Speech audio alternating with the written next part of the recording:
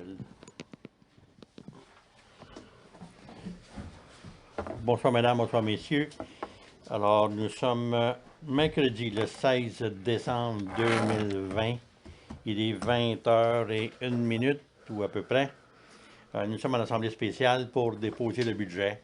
Alors je suis en présence de Nicole Sainte-Marie, de Lucien Thibault et de Patrice Boisjoli. Je dois dire que Sylvain Roy et Daniel Marchand ont motivé leur absence et ont signifié leur accord avec les documents que nous avions discutés en préliminaire, en travail préliminaire pour l'adoption du budget. Alors, ce qu'il faut retenir pour le budget de 2021, c'est que le rôle d'évaluation total est à 288 191 600 au 1er octobre 2020. Est-ce que tu passes au travers l'adoption de l'ordre du jour et tout le temps? Oh, c'est vrai, on va adopter l'ordre du jour. Oui, s'il te plaît. Oui, on va commencer par ça, ça va être préférable. Alors, il y a les éléments de l'ordre du jour, c'est l'ouverture de la séance, l'adoption de l'ordre du jour, l'adoption du budget, l'adoption du programme triennal d'immobilisation 2021, 2022, 2023 et la levée de la séance. La séance spéciale de l'adoption du budget est réglementée dans le code municipal et doit porter uniquement là-dessus. Sur l'adoption du budget, il ne peut pas avoir d'ajout d'autres sujets. Donc, est-ce qu'il y a un proposeur pour l'adoption de l'ordre du jour? Patrice Boisjoli. Ça va tout le monde? Oui? Oui. Ça va. Alors, l'item numéro 3, c'est l'adoption du budget 2021. Je disais donc que pour le budget 2021, l'évaluation municipale est de 288 191 600 $ au 1er octobre 2020. C'est sûr que ça, c'est un chiffre qui va varier compte tenu qu'il y aura des nouvelles constructions, des améliorations, réparations, etc. Le taux de taxation, qui était l'an dernier de 51 cents du 100 $ d'évaluation, va passer à 52 cents du 100 $ d'évaluation. Alors, c'est une augmentation de 1 cent du 100 $ d'évaluation. Les principaux éléments du budget, c'est surtout la tarification qui va subir des hausses. Entre autres, quand on parle de tarification, on parle des ordures ménagères, du recyclage et du compost. Alors, le total de ces trois chiffres-là va passer de 207,92 $ l'an dernier à 252,94 $ cette année, principalement en raison du recyclage où on passe de 53 $ par porte à 87 $ par porte compte tenu de ce qu'on a pu lire dans les journaux et compte tenu des décisions que la MRC doit prendre pour faire en sorte de disposer convenablement de nos matières recyclables, ce qui n'était pas tout à fait le cas dans les années antérieures. Alors, le budget total de la municipalité va être de... Le budget total de la municipalité va être de 3 037 560 $. Et les dépenses, c'est un budget équilibré. Les dépenses sont aussi de 3 037 560 $.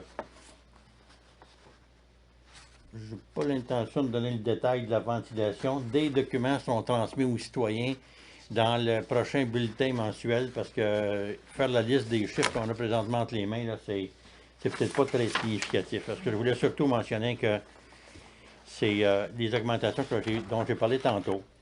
Peut-être dire que le budget de 2020 était à 2 388 926 et on s'en va donc sur un budget de 3 037. C'est une augmentation d'à peu près 700 000 $, principalement dû à des projets qui sont financés par des subventions ou autrement. Alors, il faut prévoir dans nos prévisions budgétaires ces éléments-là. Moi, je n'aurai pas d'autre chose à ajouter là-dessus pour le moment.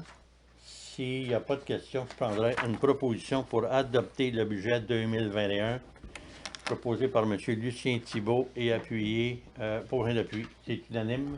Oui. C'est parfait, c'est bon. L'adoption du programme triennal d'immobilisation. Alors, les lois nous demandent, le législateur nous demande d'établir un plan triennal d'immobilisation, c'est-à-dire quelles sont les prévisions d'investissement qu'on a l'intention de faire pour les années 2021, 2022, 2023. Alors, pour l'année 2021, les prévisions d'investissement sont de l'ordre de 1 648 500. Et, et pour l'année 2022, je vais parler de 2021, dont les principaux points sont, entre autres, la construction d'un garage municipal pour lequel on a fait une demande de subvention. Quand on figure la construction du garage, quand on figure les aménagements autour de la clôture, l'entrée charretière, le pavage de la cour ou l'aménagement de la cour, la clôture pour sécuriser le tout, on prévoit, on nous demande de prévoir quelque chose qui va ressembler à peu près à 1 million, pour lequel on peut s'attendre à avoir une subvention de l'ordre de 50% de ce montant-là. Ce qui est prévu dans l'investissement 2021, c'est une deuxième couche d'asphalte sur le quartier du Forgeron pour 125 000, de l'asphaltage, nettoyage de fossés sur Rivière et Fèves Sud, 175 000, 2 afficheurs de vitesse, en tout cas, des montants aussi qui sont assez élevés. C'est la réfection du toit du centre municipal ici pour un montant de 17 500 $. On prévoit aussi au niveau de la sécurité des mesures d'urgence, une entrée électrique à la salle communautaire pour 10 000, un plan global pour améliorer la sécurité sur la rue de l'École. On sait qu'il y a déjà des constructions qui sont entamées, il va en avoir d'autres, alors on prévoit investir 10 000 $ pour avoir un plan global de sécurité dans ces endroits-là. Au niveau de l'assainissement, on prévoit le remplacement des pompes à PP4 à 35 000 $, le remplacement de PP2, poste de pompage, 2 à 35 000 $. De même que le remplacement de clapet, valve et barre guide d'une station de pompage pour 20 000 $. C'est ça. En matière d'éclairage, d'infrastructures de sécurité, de plantation d'arbres au parc de la Butte et gazebo, on prévoit 115 000 $. Et pour ce qui est des activités intergénérationnelles, 32 000 $ qui fait l'objet, 32 500 $ qui fait l'objet de subventions.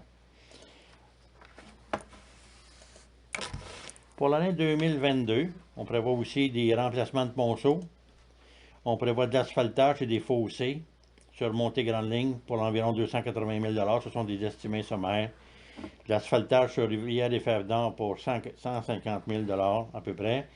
Et pour ce qui est de l'année 2023, il y aura de l'asphaltage et du nettoyage de fossés sur le rang des Écossais pour environ 200 000 $. Maintenant, ces chiffres-là pour 2023 et 2022 seront mis à jour lors de chacune des prochaines séances budgétaires.